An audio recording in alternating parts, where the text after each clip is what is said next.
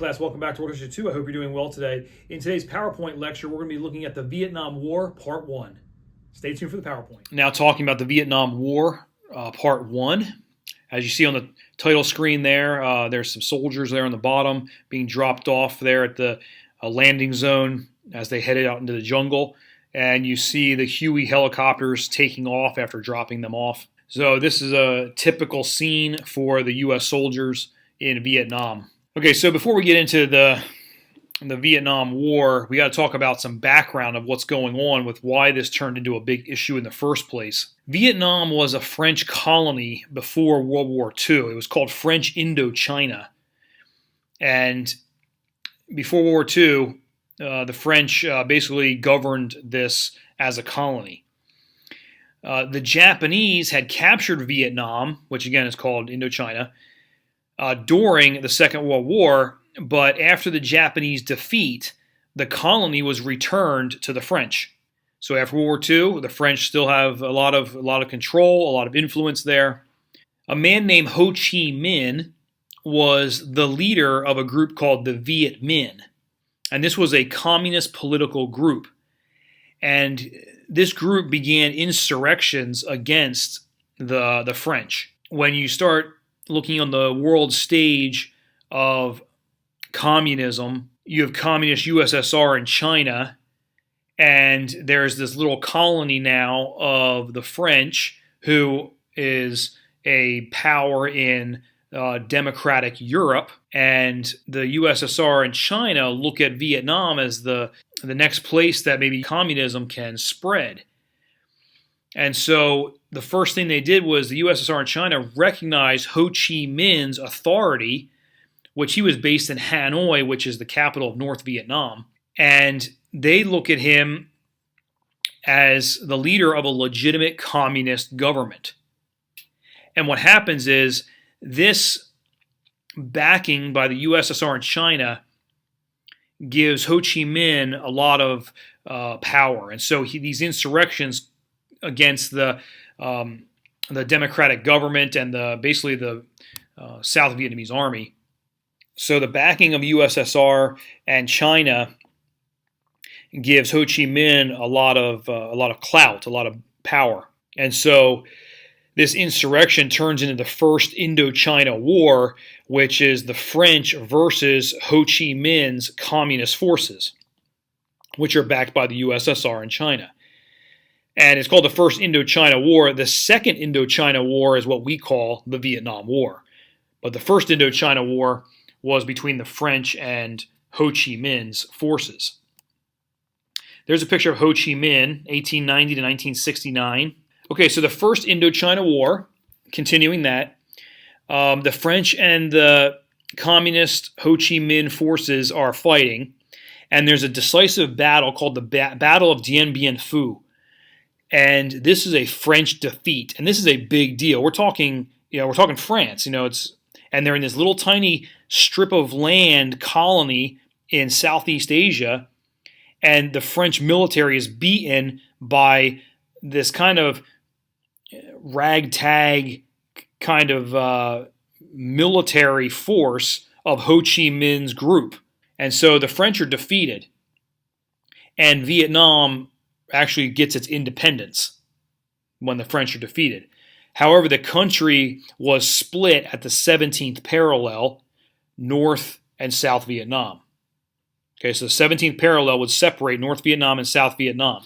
The North Vietnamese are communist, and the South Vietnamese are a democracy. And there is an immediate concern now over this because of the domino theory. If you remember the domino theory, where if one country is communist or falls to communism, then the next country next to it, neighboring countries, they would all start falling to communism. Well, that's what everyone's afraid of now, because the North, who was controlled by Ho Chi Minh, now that is communist. And when Vietnam became independent, the negotiations basically split it, where it was communist North and a democracy in the South. So much like Korea. If you remember Korea, that's exactly what took place. That was at the 38th parallel, but this is at the 17th parallel. So there's immediate concerns of the domino theory. So basically, it's looking like going into another war, like the Korean War. So this is Dien Bien Phu, and the reason that this is an interesting battle is the communist Vietnamese forces under Ho Chi Minh. They win because this is the area called Dien Bien Phu, and it's basically this settled area down in the bottom of a valley. So here's the river coming through, is a river valley. And what happened was the Viet Minh forces, they basically surrounded the valley, and they held the high ground. And so basically it turned out to be almost like a siege, and it was just a bad strategic location for the French. The base was in the valley with the Viet Minh, which is the North Vietnamese, on the surrounding mountaintops. And so here's a picture of Dien Bien Phu, and their more reinforcements are being parachuted in, so the French wouldn't be overrun. In the end, they did get overrun, and Vietnam becomes independent from France.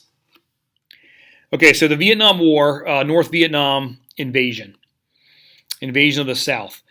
1954, plans were in place for the communist North Vietnamese forces to invade the South. In 1959, improvements were made to the Ho Chi Minh Trail, and the Ho Chi Minh Trail was a mountainous road and trail network from North Vietnam into South Vietnam. A lot of the trail actually went into neighboring Laos, but it would then come back into Vietnam. And this is how military supplies were moved from the north into the south. So there was improvements made to this trail. 1961 to 63 was the Kennedy years, and during that short time, 40,000 North Vietnamese Army soldiers infiltrated South Vietnam along the Ho Chi Minh Trail. So President Eisenhower, he sent 900 U.S. military advisors into South Vietnam. And then John F. Kennedy, by 1963, he sent up to 16,000 U.S. military advisors, and they were to train and support and give special ops help, operations help to the South Vietnamese Army. So here's a picture of Vietnam, North and South, the blue being North Vietnam, the green being South Vietnam. And there's two stars here. One up here, that's called Hanoi, and that is the capital of North Vietnam. And down here is Saigon, and that is the capital of South Vietnam. Right here is the 17th parallel, so that's the split. A DMZ is there, a demilitarized zone. And this blue line is the Ho Chi Minh Trail, which is in part of Laos and part of Cambodia, but the trail has these offshoots that shoot off into South Vietnam. And so the North Vietnamese would send soldiers and equipment and everything down through this trail into South Vietnam to supply the North Vietnamese and the Viet Cong, which we'll talk about them in a second, down here in the south. Here's a picture of the Ho Chi Minh Trail. Now this picture here is supplies being pushed through a river or a small stream on bicycles. So this transportation of goods, military supplies, all of that was by foot, was by bicycle, by animals, and by trucks, and most of it was under the cover of the jungle canopy, so it was very difficult to even see the Ho Chi Minh Trail from the air. Okay, so we're just continuing now with the PowerPoint of the North Vietnamese invasion. South Vietnam began fighting the North, and so it's the ARVN, which is the Army of the Republic of Vietnam, that is South Vietnamese Army, ARVN, versus the North Vietnamese Army, or the NVA, and the Viet Cong. Now, the NVA and the Viet Cong, they fought alongside one another. They helped each other. The NVA was the North Vietnamese Army. That was actual Army soldiers from North Vietnam that invaded South Vietnam. The Viet Cong were actually South Vietnamese citizens who allied themselves with the NVA. Okay, so the NVA was the actual army. The Viet Cong was, or citizens, it was basically like militias that sided with the North. Now, there were full-blown battles between South Vietnam and North Vietnam armies with U.S. advisor support. And as I said before, many times the U.S. advisors were involved in direct combat. November 2nd, 1963, President Diem, who was the president of South Vietnam, he is assassinated. Look at the date, November 2nd, 1963. 20 days later, JFK would be assassinated. So this is a very tumultuous time. And when JFK is assassinated, Lyndon Johnson, LBJ, he is now in charge of the United States. And so what is the United States going to do? Here's a picture of South Vietnamese President Diem after his assassination. So he's dead. So what happens is there's an incident called the Gulf of Tonkin incident. And this is where the United States really starts increasing involvement. The United States Navy was patrolling along the coast of Vietnam, which is up coast of North Vietnam. That's where the Gulf of Tonkin is. It's in off the coast of North Vietnam. August 2nd, August 4th, 1964, the USS Maddox and the USS Turner Joy attacked small North Vietnamese Army torpedo boats that were stalking them. And so you have these U.S. warships on patrol, and there's NVA stalking them, and so the United States fires on them. And so it's called the Gulf of Tonkin incident. On August 7th, 1964, President Johnson signs the Gulf of Tonkin Resolution, and that gave President Johnson power to increase involvement in Vietnam. And now this is where Johnson kind of takes over, and the Vietnam War would become Johnson's war. And basically, because of the Gulf of Tonkin Resolution, that guided the strategy in Vietnam. It really consumed his presidency. Everything that happened was basically, and his presidency was basically surrounded around Vietnam. There were other things that he did, and other things happened in the 60s, which we'll talk about some of them, but Vietnam really consumed Johnson's presidency. So here's a picture of Vietnam. Here's North Vietnam up here. Here's South Vietnam down here. This red square is the Gulf of Tonkin. So it's up here is where the U.S. was patrolling and fired on those NVA torpedo boats. So after the Gulf of Tonkin incident, one of the first things that takes place because of the resolution was the bombing of North Vietnam. February 7, 1965, the NVA attacked a U.S. Army base at Pleiku. It was a 5-minute raid that killed 9 U.S. and wounded 126, with 1 NVA killed. So if you think about the numbers there, you have 9 U.S. dead with 126 wounded and 1 NVA soldier killed. So that doesn't look good for the United States. So Johnson orders massive bombings of North Vietnam, and this bombing campaign began in the mid-60s, and it would last for many years. Operation Flaming Dart was the first short initial bombing attack in response to the Gulf of Tonkin and the Pleiku incident. The next one is Operation Rolling Thunder. That's from 1965 to 1968. That's a pretty famous campaign of bombing. Over 1 million tons of bombs were dropped in North Vietnam, and this is where Rolling Thunder and Operation Arc Light, which was another bombing campaign.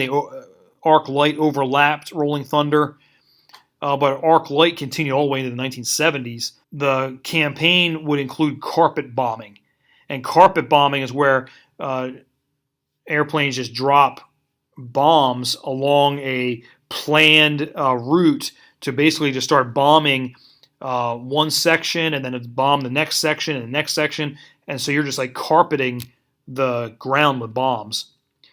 So here's a B-52 dropping bombs. Now these bombs are conventional bombs. They're not nuclear or atomic. They're just conventional bombs. Here's a picture of carpet bombing, and so you just see the plane would come and drop bombs along this path, and then right next to it another plane drops along that path and drops along that path. and then it would just continue and continue. And they didn't have to be right next to each other because these bombs are so big that the bomb would explode there, but the impact would reverberate out.